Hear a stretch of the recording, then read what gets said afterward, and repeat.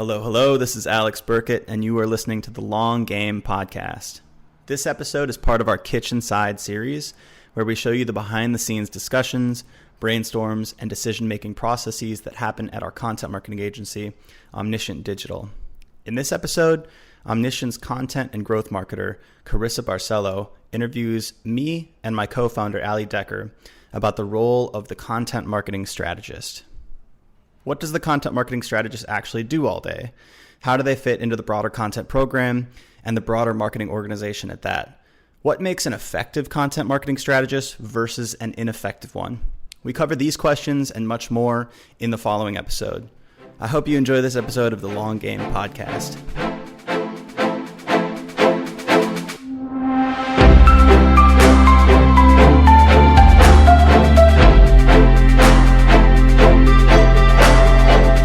Can we first define what a content marketing strategist is and how that relates? Sure. Because one thing I was thinking about when I looked at the questions, when I just reviewed them quickly, I don't think I've ever actually been a content marketing strategist, but I've worked in content marketing quite a bit. I think at CXL, I was a writer, but I never had, I didn't build like a content roadmap report. You know, I didn't build brand editorial guidelines. I didn't do any of that stuff that I think may be what an actual content strategist is. But I think, Ali, your role is probably more a typical content strategist, right? Yeah, I kind of view content marketing like on a spectrum. I started my career as a freelance writer. So I was purely like, for the first year, I just did production based on briefs or keywords or like topics provided by clients. Right. My roles later on involved a little bit more strategy, not from the ground up, but more taking content, understanding how it authentically promotes or communicates about a product or a service. So that's kind of middle of the spectrum, I believe. And then farther down the spectrum is creating that strategy from scratch. So building the content roadmap reports, looking at your annual goals, looking at the products and services you have to sell, looking at your audience and understanding, you know, how can we create content that connects with those folks and promotes what we have, you know, to sell. So content marketing strategist, I guess, my perspective of the title would be more of a top-down, maybe doing some writing, but definitely working on strategy, definitely working on how does content fit into the broader piece of the marketing puzzle. So skills and elements of that role, I would definitely say writing. Maybe even if you're not in a daily writing role, you're probably going to have to do some editing, and it's obviously good to be a good communicator. My experience as a strategist is also kind of like an emergency writer. If something falls through or you have to rewrite something, like you have to be able to do that. And I definitely think it's better to start from a writer role and work your way up, so you have those fundamental skills from day one. Skills I've also have had to master since becoming more of a strategist is understanding how content does fit into that marketing puzzle. So where does SEO fit in? So SEO as like another skill as well, another language to learn. Understanding, you know, how to plug in like hyperlinks and CTAs where offers can fit in the pieces. How to really make every asset you create its own like funnel in a way, like funnel folks in from like discovery through understanding the topic, building trust with your company, and then ultimately exiting the piece onto like a stronger conversion opportunity, whether it's like entering an email or even going to a product page, joining a newsletter. That might answer some questions you have later on as well, but yeah, that's my stream of consciousness answer. Yeah, that's Good. great. I think I mentioned that the content editorial calendar was the handshake between strategy and execution. Yeah. And I think the content strategist role might be the bridge between marketing strategy, which kind of funnels up into business strategy at the highest and least granular level, and the actual production mechanisms by which you're shipping the content that you plan. So in terms of functionality, it seems like the role of a content marketing strategist may be more generalizable in that you may have a title content marketing strategist and you may also write, edit, and do the planning. But that function of the strategy seems to me mostly to be research and planning and organizing and leading, right? Like it's those functions, and those are separate from from producing, from writing, and from editing. I think actually an editor is a distinct role. Yeah. And this is confusing because somebody that calls themselves a content marketer or a content marketing manager might have to do each one of these things, or there may just be a content marketing strategist that just simply does the strategy stuff, probably at larger companies. Mm-hmm. But I think it's mainly the separation between, like, if you will, idea and execution. It seems like that would be like the simplest way to describe kind of what a strategist does. What about like completing that cycle and coming back and analyzing how this piece performed, what we could do differently? Like that's also part of it, isn't it? Rather than just... I would say that's part of the strategy. 100%. Mm-hmm. I would say that falls into, I mean, you may have an analyst on your team that can help you with those data tables and how to find those insights. Mm-hmm. But what you do with those kind of informs the planning. So I look at analytics and the measurement stuff as a facet of research itself. Mm-hmm. It goes into, it feeds into the insights that you're using to feed into the plan. Yeah. Makes sense. But it totally should include quantitative and other kind of analytical feedback mechanisms too. Right. Yeah. And some other things I came across as I was doing the research for this was audience persona building, keyword research, knowing how to set content goals, content ROI, budget. Do you think all of these are pretty important as well? Yeah, I would say the smaller the company is, the more skills the strategist needs to have. Or, as you become responsible for maybe more strategy, those skills come more in handy. I've, been in a place like in this company where I've had to establish audience personas, or at least do that research. Other roles I've had, I've just been given the research and been asked to execute / create on that knowledge. So I think it would definitely be a product or a byproduct of the size of your company. Yeah, I don't think I've, again, been a specific content marketing strategist. As in my smaller company roles, I've always had many hats, including mainly content writing. Mm-hmm. But I think in my experience at HubSpot, things seem pretty partitioned and specialist oriented. Like you have an SEO team and individuals on that team that are doing keyword research and planning, mostly driven by keyword research tools and past insights, so a little bit of analytics. And then if you want to divide strategy, like there's almost like what to write and then how to write the articles. There's people on the content team, I think probably director level, who are sort of setting, the editorial standards and how we write the content. Yeah. So there's individuals that kind of take each individual piece of this puzzle of a content strategist and operate fully on that node. Whereas, when I was at CXL, I was experimenting. I was, building email nurturing flows. I was doing all kinds of different work, including the content planning, but then it was writing as well. And there was nobody was handing me down strategy and goals. It was all sort of my own. Right. And I was trying to fit those into the expectations that my boss Pep had for the whole business, but it was very much a broad skill set. And was CXL smaller than HubSpot, would you say? Yeah. Way smaller. Yeah. For sure. So it's different. So what would you say a typical work week looks like for a content marketing strategist? And again, this goes back to how big the company is, but generally speaking. I mean, coming from like an average size where there's obviously a couple different ways to define this. I'm going to just go from my experience. I'll start with the writer strategist. Typical week is just reviewing the deliverables, understanding, assignments, understanding if there's anything that goes into those assignments, whether it's like product research, talking to maybe like product or service folks to understand more how to lead your content with, product-led content, make sure that's like the sole focus. Or if there's external interviews, that has been planned out in my week.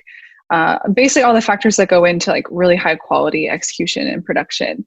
On the other hand of it, if we're going to go with the higher level strategist who's responsible for more, still understanding the deliverables that your writers have to execute on, and probably playing more of that editor role, putting on your editor hat, understanding, how well the content is being written, maybe pulling out your editorial calendar and understanding when things are going to be published, and looking at, like Alex said, how to, walk over that bridge from content into marketing and marry it into like the larger content production calendar. I wonder if we could delineate this on like that was like a day by day level, because there seems like there's activities that happen once a year, once a month, once a quarter. Can we say, like, what does a content strategist do yearly, quarterly, monthly, weekly, and daily, and kind of go down in that order of granularity? Yeah. I think yearly, it's like that's where the handshake occurs between the marketing strategist or whoever's leading the marketing org and the content marketing manager, content marketing strategist. Mm-hmm. That's when you get the goals from the top down. You get where we need to get in terms of revenue and what that means in terms of like how much traffic and how many conversions we're driving from the blog and from the content marketing efforts. It seems like that would be a yearly activity, right? Like goal planning and goals. Yeah. Yeah. And KPIs, OKRs, all of that stuff. I don't know what else would be yearly planning though. I would say yearly, at least once a year, and also establishing partnerships. If you have a larger company, understanding, how the teams work together, setting up those like SLAs, the service level agreements, as if you treat your teams within your company as different agencies. That's my experience. And setting as much planning as you're comfortable with, knowing that will probably all change down the road. Yeah. But at least once a year, I'd say goal setting, partnership planning, setting the vision, and like what's the main KPI for each team. So is the content team driving leads? Are they just focused on traffic? Are they doing more like social engagement, which I've never seen that, but whatever that KPI might be, once a year, likely at the beginning. With that, would the yearly plan also kind of include going back to what do I want to call this? Assets or artifacts of the content marketing program, such as personas, dashboards, where you're tracking information, where you're tracking results. How often do you go back and, if the content marketing strategist is responsible for the personas and audience development, how often do you go back and refine that is my question.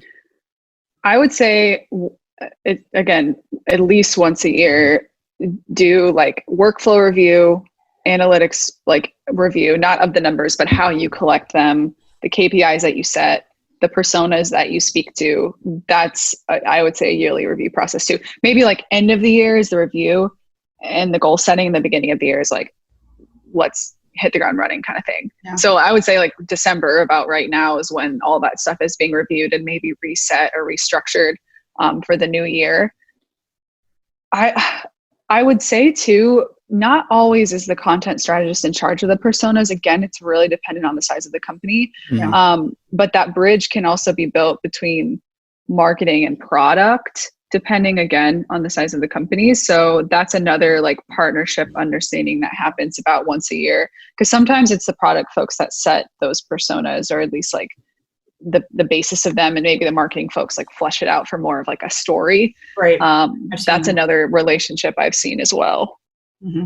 But on a yearly level, we're revisiting it even from the content perspective, even if it's just a small role. Yeah, definitely.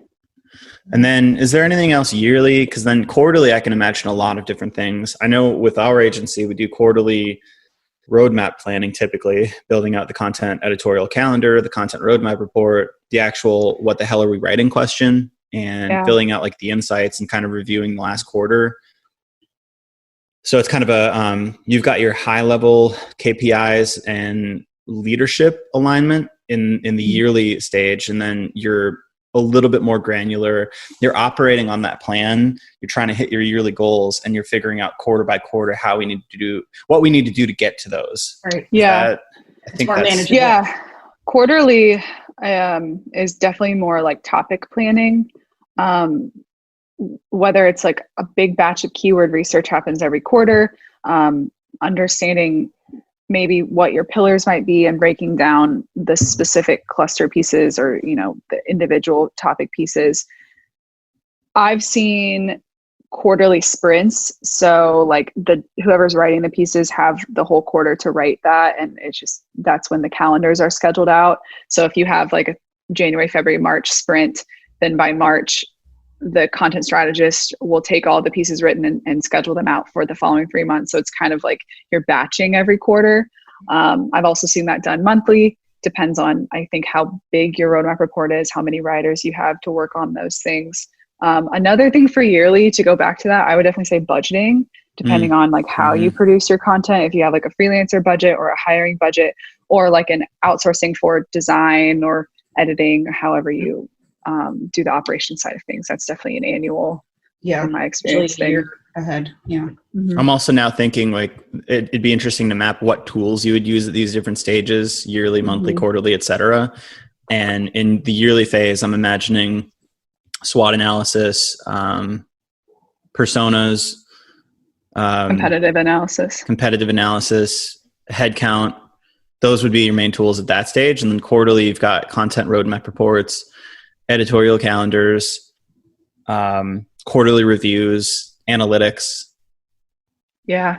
Big picture analytics, because shifting into monthly, my experience is like monthly reporting, knowing that like nothing can really crazy happen within a month, but it's also good to establish like that cadence, month over month type of numbers. So that's moving into the monthly. I would say that's the biggest reporting milestone in my experience, at least like the repetitive milestone. Monthly seems like it's a great stage to do analytical work anyway, reporting, dashboards, reflection on the content you published that month and the previous few months. It seems like monthly is a really, really good cadence for analytical stuff. Yeah. I would also say, Alex, I don't know your opinion, for content updates, content refreshes, probably lives at the quarterly. If not 6 month window. Because I feel like it takes at least 3, if not 6+ months to understand a piece of content's performance. So do we need to go back and update, for SEO, update for quality, maybe add in some internal links or CTAs? Monthly is too frequent for that. 3 to 6 months is usually the sweet spot to understand if this piece needs a little bit more work. If you're a small company, it's going to be a much longer time frame because you don't have that much content to update. Yeah. But if you're a large company, you can do this pretty rapidly. Every 3 months is a really good cadence for that because you've got so many historical articles that there's usually low-hanging fruit, and there's a lot of leverage by going back and updating old content at that stage. But definitely quarterly or twice a year type of thing, I would say. Or a re-release for distribution. Sometimes I'll put like things back into the world at about 3 months. To get them, some new eyes. So another tool at this stage is definitely a keyword research tool like Ahrefs. I feel like I've traditionally used my SEO research planning tools, keyword research tools, really heavily on a quarterly basis. I check them weekly, maybe daily sometimes, but it really is like quarterly that I'm doing most of the heavy planning and going back and finding articles to update. What am I doing in the future? All of that stuff. Yeah. And then, so we did monthly, I guess. Well, analytical stuff monthly. Is there anything else that we do kind of on a monthly level? If I would say from like a management operation side, if pieces aren't assigned quarterly, I think they should be assigned monthly as a writer.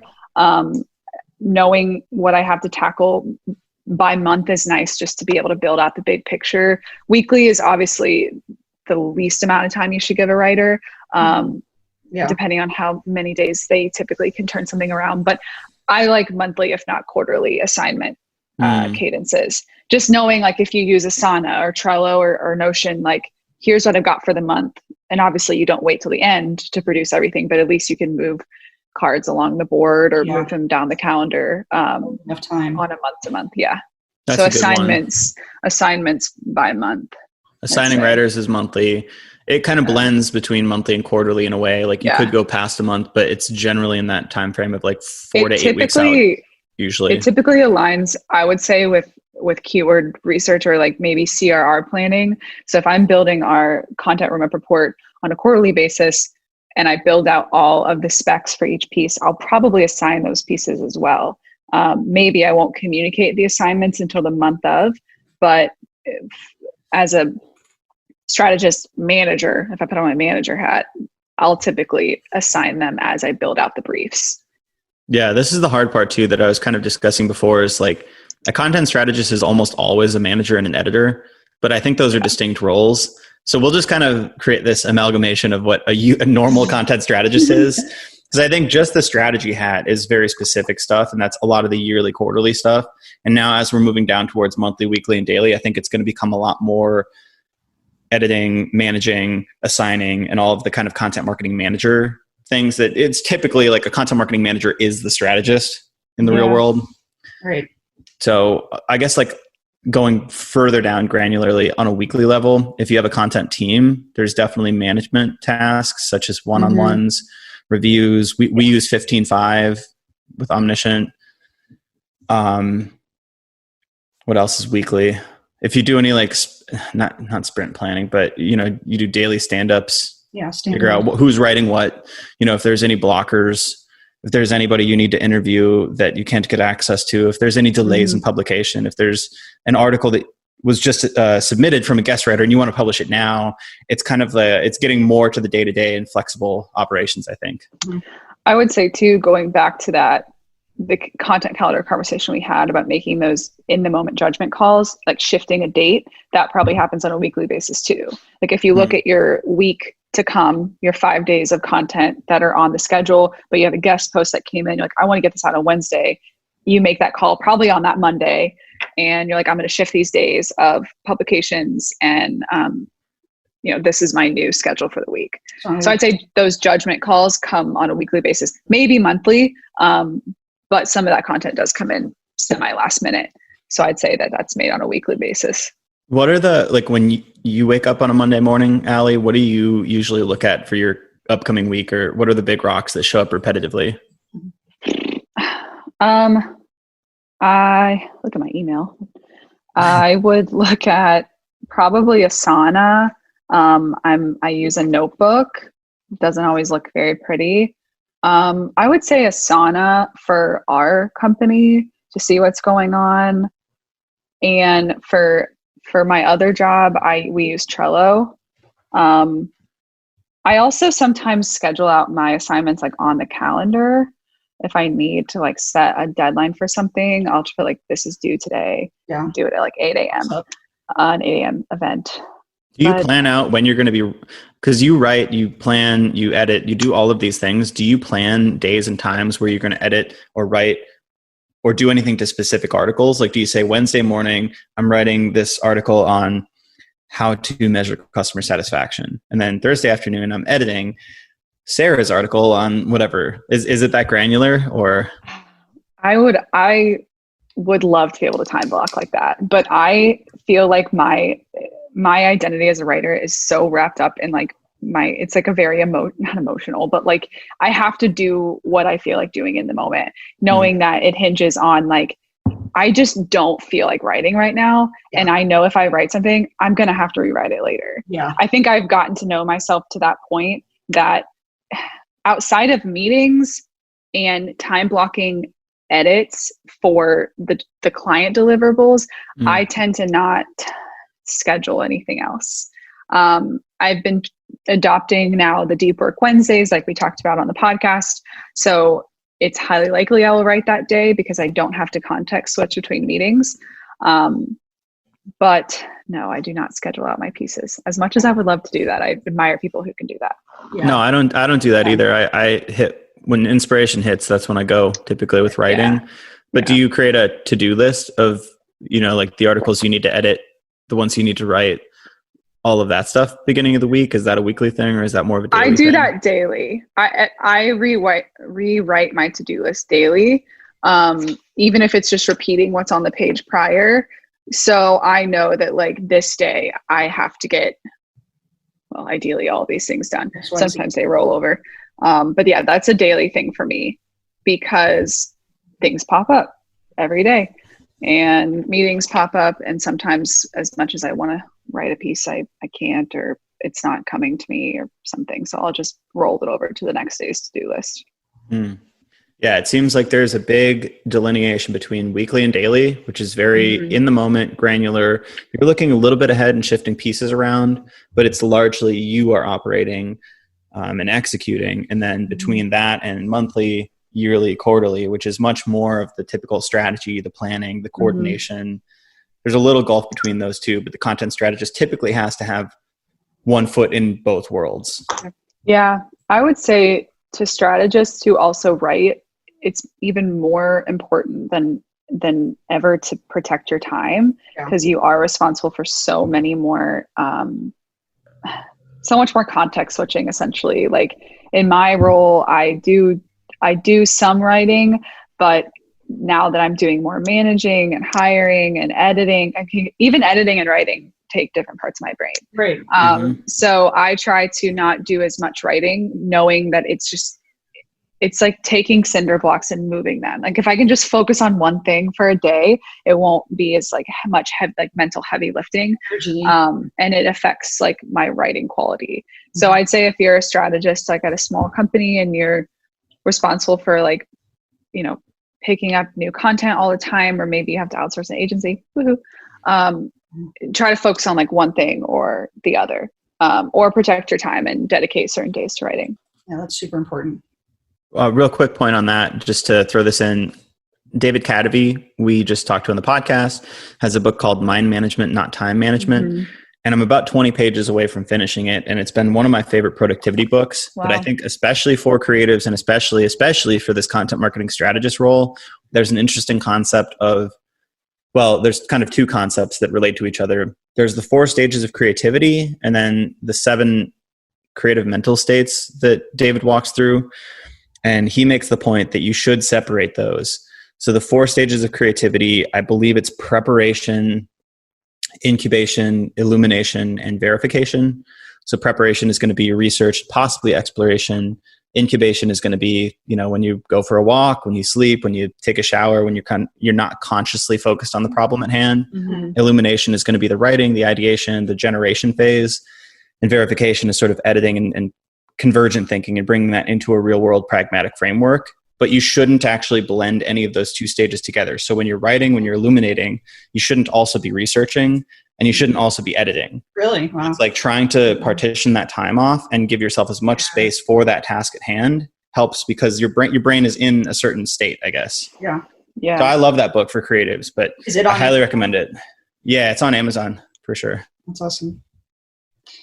Yeah, especially for this role, I think that, that whole concept comes in really handy. What backgrounds have you seen, if any, that may complement the role of a content marketing strategist? Like we were talking about when we spoke with Tommy Walker, he's a storyteller and he brought that background into this role. So what backgrounds have you seen can complement this? If they're coming into it, they're new, but maybe they've dove into some other field that may help them in this. Journalism. Yeah, I would say that. I'd say if your role is really strategy heavy, coming in from like just a marketer role, which I know is super vague, being comfortable with like planning, research, analysis, gathering those insights. Gosh, I'm partial on the writing background. I think everyone should have that background. Yeah, I think that helps a ton. If you can look at the big picture, but you can't understand how it translates down to the individual deliverable, that's harder to master than it is to like start as that individual producer and then work your way up to like the big picture. Like that's my experience. It's been weird and uncomfortable at times, but at least I can relate to the writers and the people who are creating. Because if you build this whole strategy, you don't know how it translates down to the nth degree, then why, like, how are you doing that with any authority? So I'd say a writing or a creator background is always helpful. Journalism, storytelling. Right. Like a journalist will often see the bigger story and then find the pieces that are, that they can use to pull the reader in or whoever the viewer. So that's it depends where your background is in journalism. If you're a journalist, you're going to be very good at curiosity, creativity, and provoking the right questions and crafting the correct story. It's going to be a detail-oriented thing. If you're used to an editorial position, then you're going to be really good at orchestrating the pieces. And that's very similar to Tommy Walker's sort of producer mindset, where he is planning and creatively constructing the strategy, but he's also hand-plucking the talent and making sure that they're coordinating and automating everything that they can as well. Right. So it kind of depends what position, but I think film and I think journalism and I actually think music, I meet a lot of people in marketing and especially content who have music backgrounds, either performing or producing something in that space. Combination of right brain and left brain, I think. There's a big marker of detail orientation and almost mathematical logic Right. perfectionism mixed with complete blind creativity. And I think that construes itself very well for writing as well. But to Allie's point with the writing, I think that if you don't enjoy writing, not just if you're not good at it, you should be good at it. But if you don't enjoy writing, I feel like you shouldn't be in a position like a content marketing strategist. Yeah. Because you're going to make everybody you work with miserable if you don't enjoy it. You know? Yeah. You have to You're going to externalize that. So yeah. Yeah. be a writer At least have a first. love-hate relationship. Learn to love it. Yeah. Yeah, for sure. And also just to add one more, it's heavily customer and insight focused. So if you've done any UX or customer research, which I think Allie, you were alluding to with the marketer, With general the- marketer Yeah. stuff, Yeah. that's the big piece of this for sure. Right. Yeah, makes sense. What are some of the biggest misconceptions about the role of a content marketing strategist? Like maybe it's just writing, or maybe you need certain design skills or programming, tech skills. Anything? Gosh, I would say that it's like, I've heard a lot of like copywriter definitions, which there's, I think, a time and place for that. Because like I don't do site copy, I don't do email copy. I mean, I have obviously when needed. Social media copy is different. It's just good content has become this like huge all-encompassing buzzword. Yes. So assigning like a content strategist to email newsletters and social, and hey, will you improve this product copy? Like obviously a content strategist hopefully is a good writer. So like that's going to be some high quality writing, but they have completely different functions. Right. So the biggest, misconception I've seen is like kind of a catch-all writer. Yeah. And ideally those would be different roles if you can afford it or swing it. It should be more of a niche, right? Like not a one size fits all kind of writing style. In my opinion, because I know people who focus solely on product copy, absolutely kill it. I know there's folks we've talked to who just do email newsletters and they know the ins and outs of that medium. Right. Specialty. Same with social. I think obviously there's a time and place for you just to be like all hands on deck, like doing what needs to be done. But ideally they're different functions. Yeah. Yeah. On one level, it's all about communicating ideas, and every form of writing is a function of that. But this term content is so generic. It means anything. I mean, content could be a web page. It could be a headline. It could be a tweet. It could be a video. It could be micro copy within an onboarding flow that a UX copywriter writes. So I think the term content strategy is so generic that it actually applies to multiple domains. We're talking about content marketing strategy. So primarily the domain of blogging. And even within that, sometimes people think that social media is included. Maybe video is, I don't know. We haven't actually discussed that. It could be, but it's kind of a multimedia landscape now. But typically it's going to be informational content that's long-ish form. And that differs from UX copies or UX content strategy, which is copywriting on a user interface to help the user understand the functionality of the app, to basically, it's like almost a product functionality at that point. And that's also termed content strategy. Well, and then you have, if they're not maybe skilled in writing a specific kind of copy, should they have some knowledge to be able to manage a team that does, or, in strategies? No, those should be totally separate, I think. So the UX copywriter should be on the product team, and that should be almost like a research functionality, albeit with a little bit of persuasive and clarity functionality, but that's completely different than educational content marketing. And I think content marketers actually have very little crossover with persuasive copywriters. I think you can do both. Like I said, both of it is a function of communicating a message, but the way that you do it, the tricks that you have, the tactics, the frameworks, like they're so different. I mean, just try to write, if you're a blogger, try to write like a Facebook ad headline. It's so hard. It's so different. Yeah. Even the word, like the ideal word count. I mean, more and more are content marketers responsible and should be writing longer form content. But then you have these, paid social writers that are like, you have 20 words to work with. And that alone is just like a whole different like brain space. Like I don't thrive in the short form at all. A copywriter is like a poet. A content marketer is like a journalist, and a UX copywriter or UX content strategist is like a technical writer of sorts. So it's Did all you about make that clarity. up, or is that- Yeah, I just made that up. They may not be the perfect analogies, but that's how I look at it. They're all writers, but they're all different writers. Like a poet can't write a novel, or they, some can, but it's not the same thing. According to Alex, poets need to stay in their lane. You don't need to stay in your lane, but you should learn the other's craft and not assume that you can do it all just because you can do one. Yeah. Great. Yeah. Yeah. I mean, even speaking of that for, content marketers, there's a lot of folks, and I did the same thing when I was freelancing, that focus on like blogs and ebooks and case studies. And like, yes, those all I think fall under the umbrella of long form, but even those three things have completely different production processes and pretty different purposes. Cause like, ebooks don't necessarily have to be worked on with SEO because they're not, always published. Sometimes they're PDF form. So there's obviously a different purpose of that.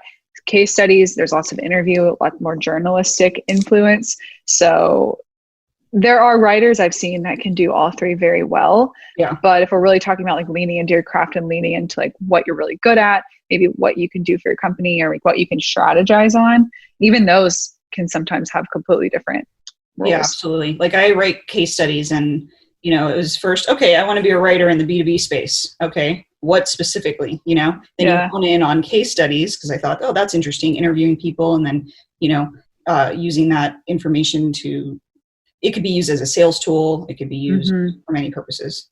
Yeah, it's honing in on a specialty, I think. Mm-hmm. There's a specialty and a generalism as well. I'm trying to come up with a metaphor for this one, but I mean, there's short form copywriting, like an ad on Facebook, and there's long form, such as the kind that I wrote for the course copy, the course page. And I'm better at the long form, probably because it translates from my copy or my content writing experience. I've written like long form technical articles, and I've done a little bit of thought leadership. So that's a genre of sorts. If you're playing in a band, you could play really good jazz, but that doesn't mean, well, jazz is the bad example because if you can play jazz, you can play almost anything. But if you can play really good pop songs, that doesn't mean you may understand or be able to read the music of a blues composition or like a jazz composition, but it doesn't mean you can go play it perfectly. Right. So I think you can learn and get better at given genres. You can just specialize in one. You could be the best blues guitarist of all time. You could be the best short form copywriter of all time. Or you could learn a little bit about each and be sort of more of a generalist, but they are different genres. It's all music. I mean, it's all writing, it's all communication, but they're just different flavors, and you can specialize in any given kind of area. And you can also make it more or less granular. Like you were talking about with B2B copywriting and B2B case studies, like that's hierarchical, beneath maybe informational content writing or something like that. So you can break it down as far as you want to go. Yeah, you can even and go some people by maybe industry, overly like specialize, but oh, you can go by niche too. That's right. Totally. You could be a health and supplements short form copywriter. Yeah. So then it becomes a little bit more of a choice and a career strategy thing. Yeah. But just the important note is that there are different flavors, but sort of the same ingredients, I guess. Right. Mm-hmm. That's Cool metaphor. Yeah, I like that.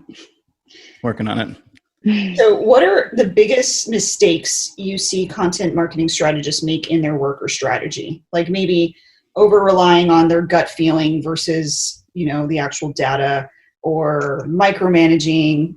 What are some mistakes that, people should be aware of? Mimicry. Yeah. I think when you want to do the same things as everybody else, unless you are already operating at a huge company with a massive audience, it's going to fail because you're going to do what somebody else is doing, but worse. And this is a game of attention. There's tons and tons of blogs and tons of content, and it's compounding and more every year. All the old content is still there, and there's more and more new players. Yeah. So if all you want to do is sort of appease that mediocre middle and do things that have already been done, I think that is in most cases an ineffective strategy. Yeah, interesting. I have a couple things. I would say leaning too heavily on just SEO.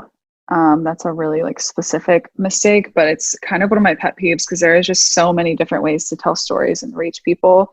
But all content should be SEO content. Yes, visit our blog. Yeah. But I think just purely like, here's a keyword, plug it in as many times as you can, like only use these headers because this is how people search for them exactly.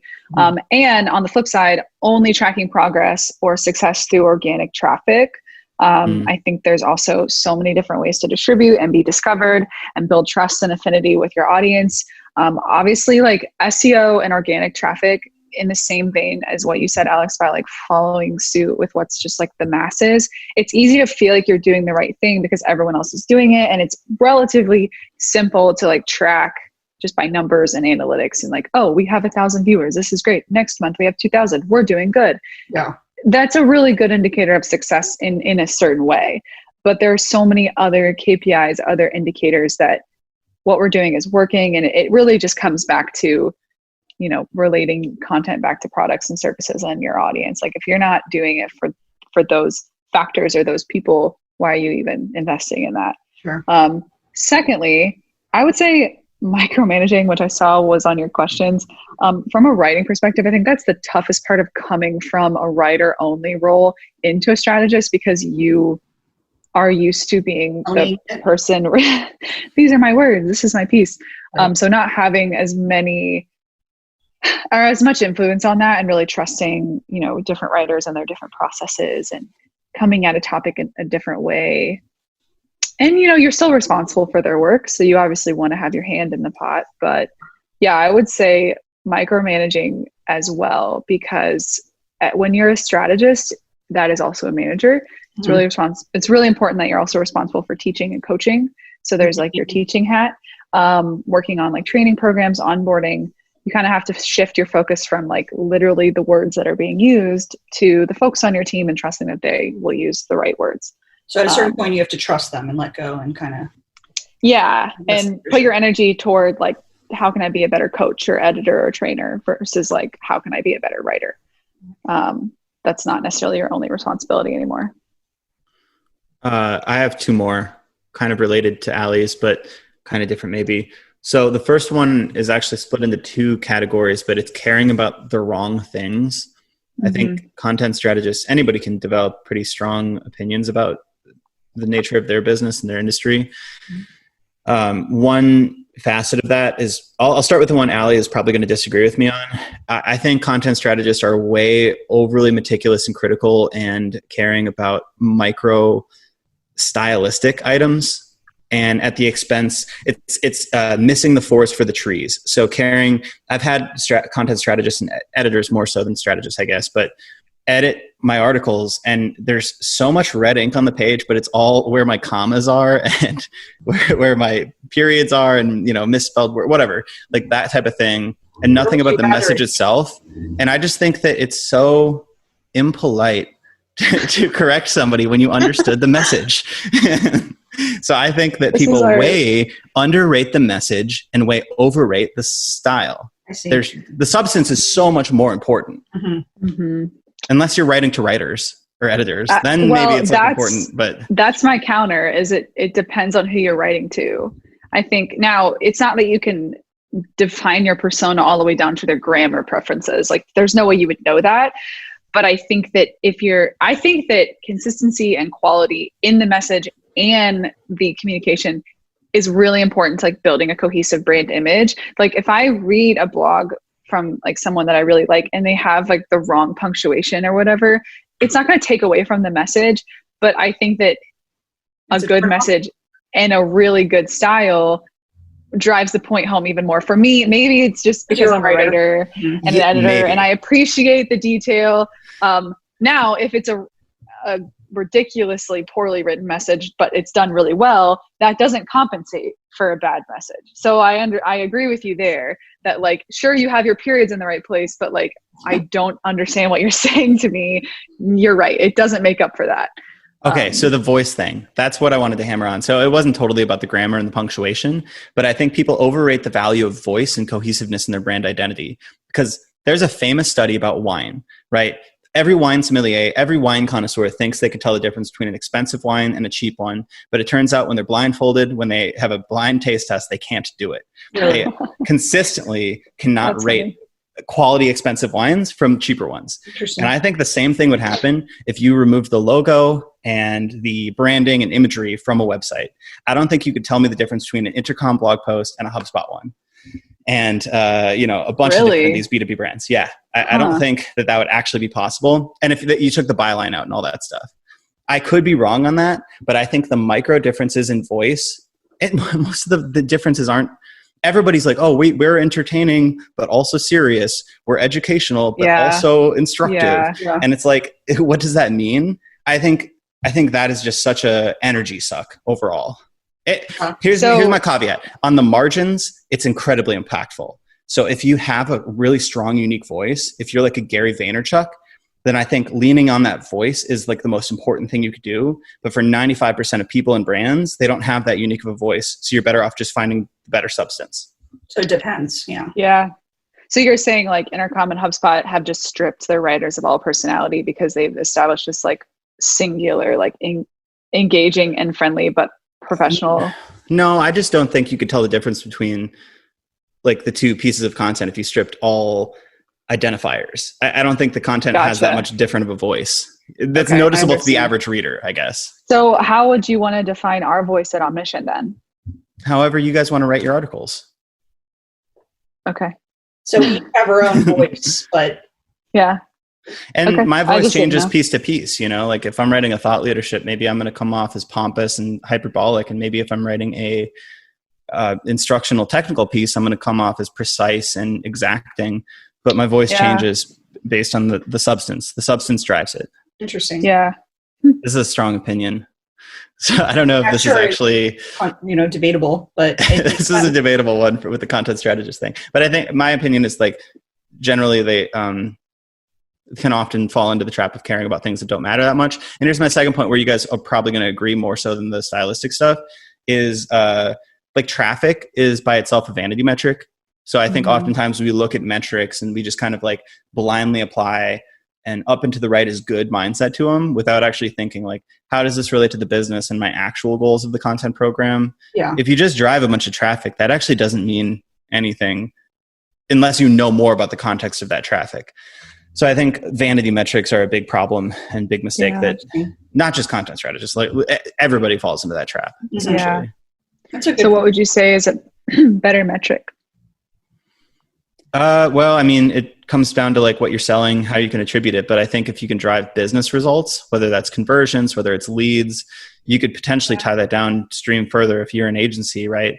And say, instead of just traffic, we have qualified leads, but then we can also tie those back down to whether we close them or not. And we can tie back revenue to different blog posts. Yeah. So the more bottom funnel and the more business centric, money centric you can make your goals, the better. So content is only as good as the infrastructure set up in the business to receive whatever they drive. Analytically, yeah, for sure. And it doesn't have to be business goals. It could be, if you want to drive retention, such as the case with, say, HubSpot's Academy or something like that, then that should be your goal. It shouldn't just be like mere page views. It should be how much longer people retain after they've answered their questions or been educated. Or ButcherBox has recipes, does that, I don't know what their goal is with that. I would assume it's a customer education and customer marketing metric, but defining your goals or defining your metrics in alignment with your goals is the important piece. It's not, there's no specific KPI or metric that's best. It just depends on what you're trying to do. Gotcha. Cool. Just curious. So traffic could be the best goal if you're like, running paid ads. Like if you basically have an advertising model to monetize, then it's just like the more eyeballs, the better. Right. So I forgot my other mistake now. So there's like the two caring about the wrong things. I don't remember my other one now. It might come back to me. I'm not sure. Not mimicry. You said that. Mimicry. What do content strategists do wrong? Oh man. Yeah. Are you asking? You can ask the next question and maybe it'll pop back in my head. Why is the role of a content marketing strategist worth diving into? Do you believe that there's a lot of opportunity in 2021? Like, I mean, there's more content being made probably than ever. Companies can't keep up. Why is this role worth diving into? don't think there should be as much content being created as there is, but Really? that's just a whole other conversation. But wouldn't content strategists help solve that by like curating and parsing down and figuring out what content to produce? Oh, if they're sorry. I remember my other item. I would say if they're in the role for the right reasons and they know what they're doing.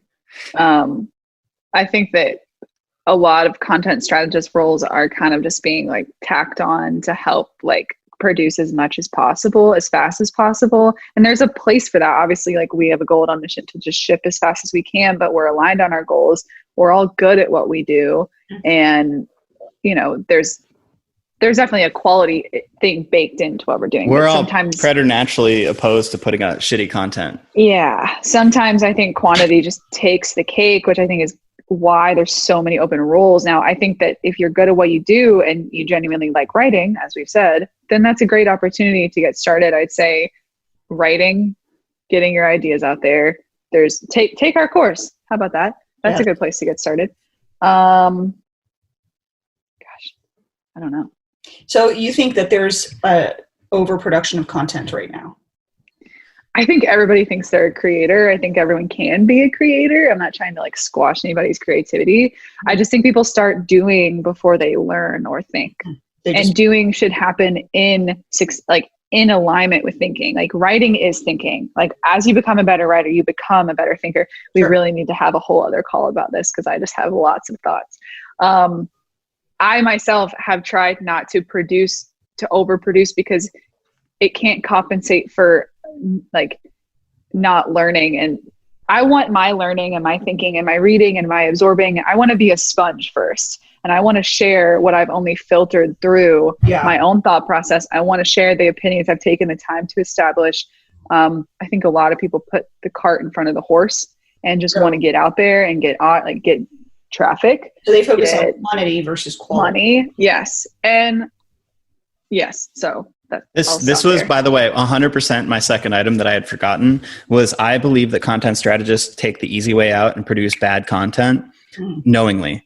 So I think it's one thing if you're writing and you're practicing, if you have the training wheel still on, it's okay if you fall off the bike. But if you know what you're doing and you're still putting out subpar, inaccurate, or bloated content, then I think that is a total moral mistake because there's so much noise on the internet. And also, if you fundamentally believe at your core, which you do if you're a writer, that you can change people's opinions and their behaviors through writing, of course you believe that, otherwise you wouldn't be a content marketer, then putting out bad content affects the world badly. So I used to deal with this all the time when I was at CXL, because most of the content on conversion optimization was either just rehashes of other people's articles or sort of blatant simplicity and misattribution of what conversion optimization is. So we had to deal with this all the time, just the influx of bad content, creating bad processes and bad ideas that were implemented by companies who didn't know better because that's what the Google search results told them. So it was telling these companies, I mean, they wasted a ton of money and time trying to figure these things out because there was content that told them the wrong way to do things. Right. So I think I totally agree with Allie. I think curation and content quality, I think you could do tons of roundup posts and just produce kind of like shit content and get a lot of it out there. But I think that's a mistake, even if it works for your business. I think that's just, I don't know, a heartless way to do things. I mean, not only have people, I'm speaking in generalities, not only have people like lost the ability to just think for themselves. That's why I thought leadership is this huge, like, big deal. It's like, no, it's not. People are just thinking. Like, people have thoughts. Like, why is that this huge new thing? I've definitely jumped on that bandwagon. So I'm not trying to be a hypocrite. I also think people have lost the ability to make the judgment calls of what's good and what's not, because SEO, I have such a love-hate relationship with SEO. SEO just makes you write what everyone else is writing because you use the first page of Google to understand what's good, which I just showed people how to do last week. So like, there's obviously a place and a time for it, but it's just hard to like get out from that hamster wheel. And I think that's where people get started in their job, and therefore that's where they stay. And there's not a lot of original thought, original motivation, original passion that helps you kind of create your own hamster wheel. think But is that because you're running it as a business, so you're trying to get results? Yeah, I don't know. I mean, yeah, I would say whenever things are driven by money or vanity metrics, there's not a lot of motivation to like lead with quality. Obviously you can do all of them. It just takes a lot more work. It's hard. Mm-hmm. It's the long game. There is a bifurcation between like the art and the quality side of things and the business side, because I've written a couple articles on this topic of content economics, and another one that's more ranty actually on, I believe it's called "There's No Such Thing as Free Lunch in Content Marketing." Because the best thing you can do in terms of a business decision is lower the cost or lower the risk and increase the probability or the magnitude of the output. So it's all about expected value. Mm-hmm. If a decision has, a 70% probability of making you $1,000 and a 30% probability of you losing $10 million, then it's got like a very low expected value and you shouldn't do that. Mm-hmm. So oftentimes businesses are incentivized to lower the cost of content production. And that actually usually lowers content quality. It doesn't have to, but the main case that I see is it's like you have a keyword, live chat software or something like that. So you don't want to write the article yourself because that would take a lot of time and effort. So you hire a freelancer for as cheaply as you can, and maybe they don't know about the topic, so they're alone going to be quite cheap. And then you also outsource the insights from the article. So you set out a Haro request and say, looking for live chat experts, and they all give you their pitches. And now there's a further step here. If you have a good editor, you could curate those and it could be good content still, because there's a lot of experts giving you insights. Granted, those experts are definitely looking for a backlink, people like me, which on my side, I love it because I get free backlinks and I can spew bullshit and nobody corrects it. But on that other side, if you have this content program looking after that keyword with a cheap writer who doesn't know how to edit good versus bad, right versus wrong statements, you have a totally garbage article filled with 75 experts talking about their number one live chat software tip, and it just ends up being either noise or, it could be wrong, it could be right, but there's no filtering. Yeah. And that could be good for the business. They might rank that article, but at what cost? It's like all that cost is externalized onto the reader, who then has to filter in and say, like, do I trust this? Do I not trust this? Yeah. It's all outsourced on them essentially. Yeah. Interesting. But from my perspective, I love those because I get, like I said, I can pitch a Haro, I can make up a quote about a topic I don't know, and I can get a backlink, and that's wonderful for me. So I win, the publisher wins, the reader loses. That's amazing. A note about like results, I really think that low quality content leads to low quality leads and customers. Interesting. I mean, for anybody that can appreciate that kind of content or convert from that content or buy something from that content, like, not to make it sounded really judgmental, I just don't think it leads to high quality relationships with the people that care about what you do. They just don't know any better. Yeah. We had that with CXL. I mean, we tried to produce the best quality content possible, and people were so nitpicky that if we got like small facts wrong, we'd get shouted out on Twitter. And I kind of loved it. It was like they were keeping us honest.